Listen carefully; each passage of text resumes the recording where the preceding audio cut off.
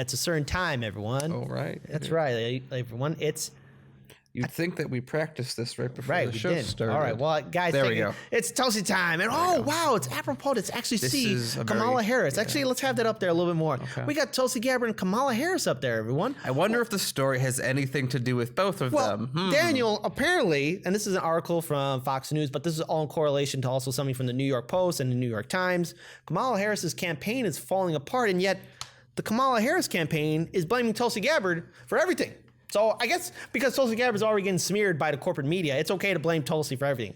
Tulsi crosses the street. All of a sudden, there's a big car accident. Hey, Kit, I lost my keys earlier. You know, God damn it, Tulsi Gabbard took my keys. Yeah, I guess Tulsi Gabbard is able to take out establishment candidates. Oh, it's all her fault. Oh wait, Tulsi Gabbard was able to convince Magnus the Red to listen to Zinch.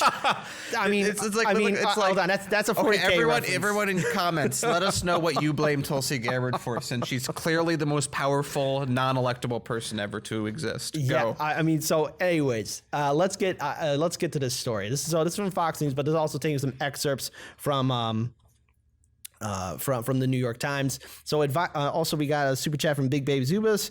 That's going to take ranked choice voting thoughts, question mark. First we get in progressives, then we do ranked choice step by step. We'll do that. So let me go ahead and get this thing started. So with again, this is from comments from the New York Times as well. Advisors to Senator Kamala Harris believe that her plunge in the polls over the summer was accelerated by a withering attack in a primary debate in July by Representative Tulsi Gabbard. The left and front runner reeling and donors alarmed. Oh no. Gabbard took aim at Harris's record as a prosecutor, saying she was deeply concerned about it. There are too many examples to cite, but she put over 1,500 people in jail for marijuana violations and then laughed about it when she was asked if she ever smoked marijuana. Gabbard also then state she also blasted Harris for maintaining the cash bail system, which she argued disproportionately hurt poor people, keeping prisoners beyond their sentence in order to use them as cheap labor, as well as blocking evidence that would have freed an innocent man from death row. The bottom line is, Senator Harris, when you were in a position to make a difference and impact in these people's lives, you did not. And that is so very true, because Kamala Harris has some very close ties to the prison industrial complex, and Kamala Harris actually did keep evidence to keep an innocent man from going to death row. I mean, you know, an innocent man could have died under Kamala Harris's watch. Oh my God. And this was apparently the quote unquote front runner. I remember way back, even before we got this new studio, that on Martin Luther King Day, when Kamala Harris made her announcement, and everyone was saying that she is the inevitable front runner, that she's going to be a big challenger to Bernie. But oh no, Tulsi, the giant slayer, took Kamala Harris out. Can I say something real quick? Yeah. So I do have a few comments of people saying what's Tulsi's fault. And I thought that, again, since everything is Tulsi's fault, no matter how realistic or reasonable the comment is, we should figure that out. So we got from Freebird, 1969. It wasn't Russia, Kit. It was Tulsi. From Kevin, I blame her for my GPA. You're right, Kevin. Tulsi is the reason your GPA is either low or high, depending on your perspective. Let's see. What else we got? Big Baby Zubas. I blame Tulsi Gabbard for cheese mold. Yep, definitely. Tulsi Gabbard has that kind of control. It's her evil plan, I guess. Mad Wolf, I like this one. I will blame Tulsi for a Bernie nomination. And there's a few more, but I think we should. But yeah, keep going. I won't take up your time. So then, Harrison responded, then claiming that she had constantly fought against the death. She fought against the death penalty and reformed criminal justice system. No, she did not. However, this is where the death blow comes in. Harris's donors were alarmed and urged the campaign to fire back at Tulsi Gabbard. Harris was also aware that her response was insufficient and reinforced by her advisors, according to the Times.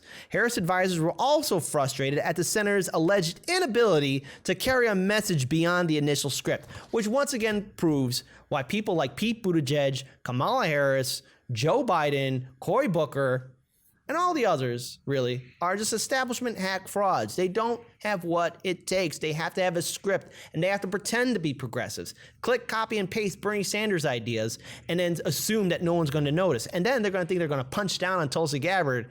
Tulsi Gabbard punched up. And let me tell you something right now. Pete Buttigieg and Kamala Harris have learned a very humbling lesson. What else? I have one of I think my favorite one so far from Fred Edwards. You know exactly what will make me read a comment. Tulsi made me watch Hard Lens Media. I blame her for that too. Thank you, Tulsi. From our point of view, I'm very sorry, Fred Edward, from your point of view. Go ahead. Thank you. We are so happy to have such a loyal fan base. And right now, again, the polls are showing that Kamala Harris is declining. And then during the last debate, oh no, wait. This is for breed Caramoss.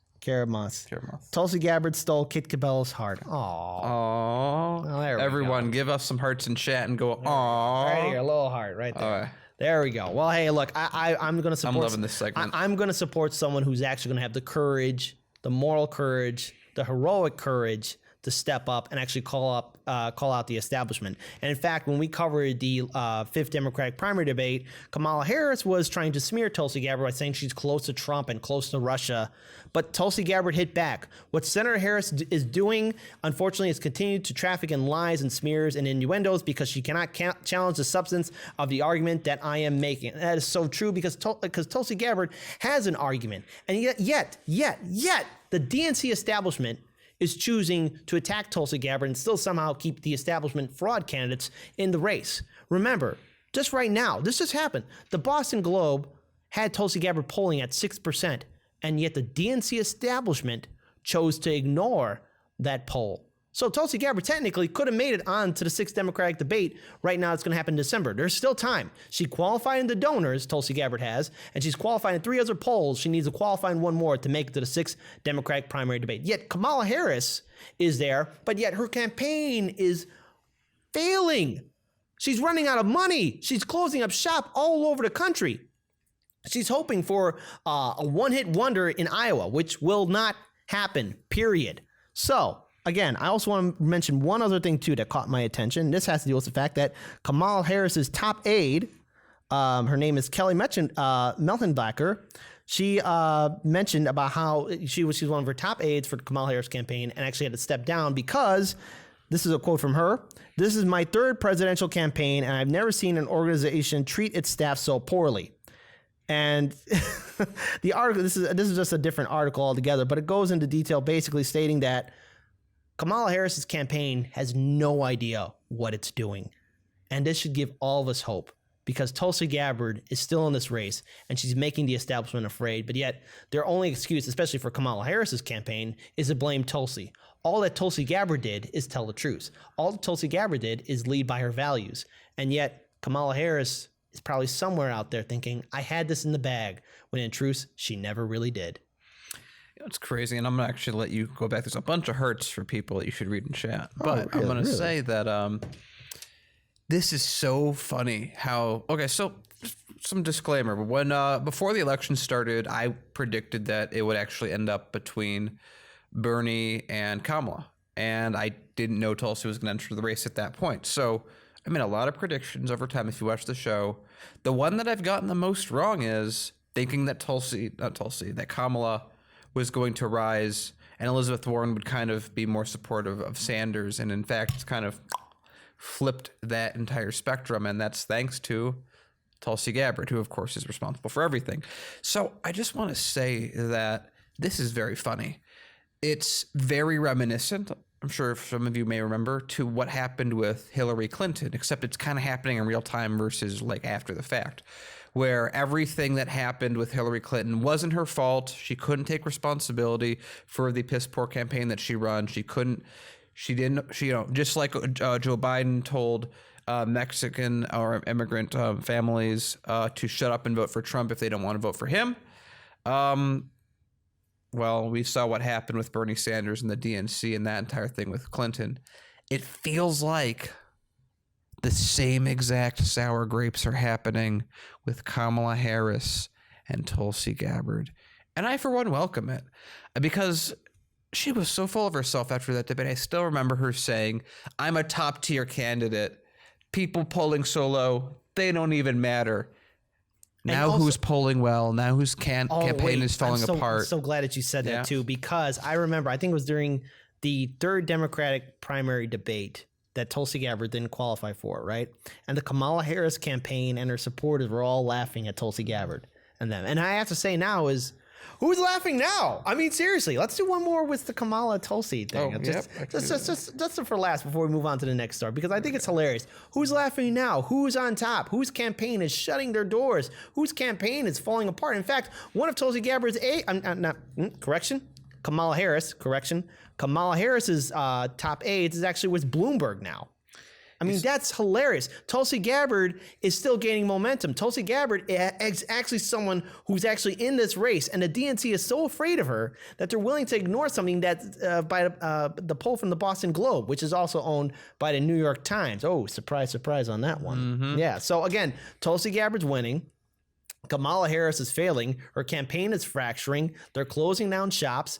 I mean, they're hoping for that one-hit wonder in Iowa. Yeah. It's just not going to happen. So Tulsi Gabbard, in the long run, is a giant slayer, and she isn't going anywhere. Period. No debate about it. I just want to point out the slight catharsis of, well, not catharsis, not even close to the right word, but the idea that Kamala is not even able to reflect on her own actions, just like Hillary. Yeah, she's just Tulsi. It's narcissism. It's everyone's fault. But man, this is someone.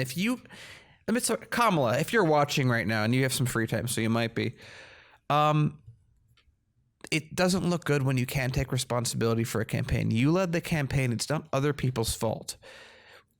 When things go wrong with Hardlines Media, you don't see me yelling at random people on the street and say it's your fault because X, Y, and Z didn't happen my way. It's our job to make our own businesses work. And a campaign is basically a fast-grown business. And if you don't got it cut because you were promised to hold bouquet and you weren't going to actually stay and do the work and actually have the right campaign and say the right things and, not have a background that's horrendous, that's on you. That's not on Tulsi. That's not on Russia. It's on you.